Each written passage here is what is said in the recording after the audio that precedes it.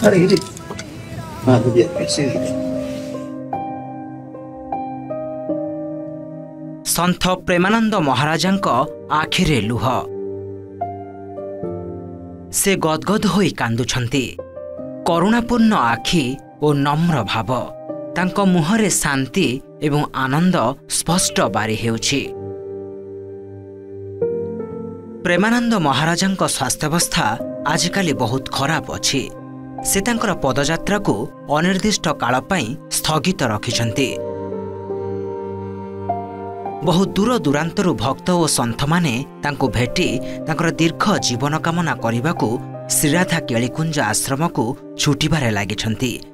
निकटरे मल्लुक पीठाधीश्वर राजेंद्र दास जी महाराज मध्य तांको भेटिबाकू आसीथिले एवं प्रेमानंद जी तांको देखि खुशी रे गदगद होई जाइथिले। वर्तमान आश्रमर एक वीडियो सोशल मीडिया रे भाइराल हेउछि। वीडियो रे देखिबाकू मिलुछि असुस्थ सत्वे सन्थ प्रेमानंद महाराज निजे द्वारदेश को चली जाउछंती और राजेंद्र दास महाराजन को स्वागत करुछंती। एही दृश्य अत्यंत भावविहल करुछि। प्रेमानंदଙ୍କ आखि छल छल होई जाउछि। समग्र आश्रमर परिवेश भक्ति एवं श्रद्धारे उछुली उठुछि। सन्थ प्रेमानंद निजे गदगद होई कांदुछंती और राजेंद्र दासंको भूमिष्ठ प्रणाम करुछंती।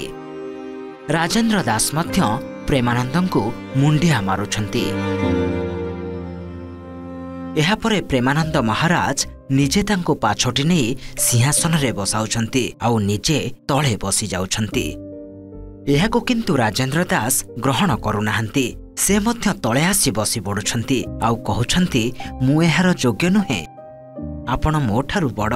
किंतु प्रेमानंदंक अनुरोध परे से सिंहासन ग्रहण करुछंती। एहापरे प्रेमानंद तांको पाद धोई देउछंती और निज वस्त्र रे पोछि देउछंती। एहापरे आरंभ हेउछि गुरु वंदना।